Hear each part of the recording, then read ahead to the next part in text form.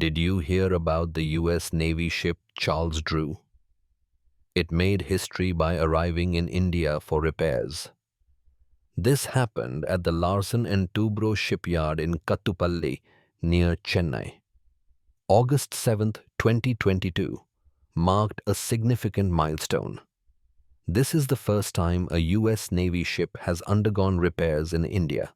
It's a big step in strengthening the Indo-US strategic partnership. This collaboration opens new doors for both nations.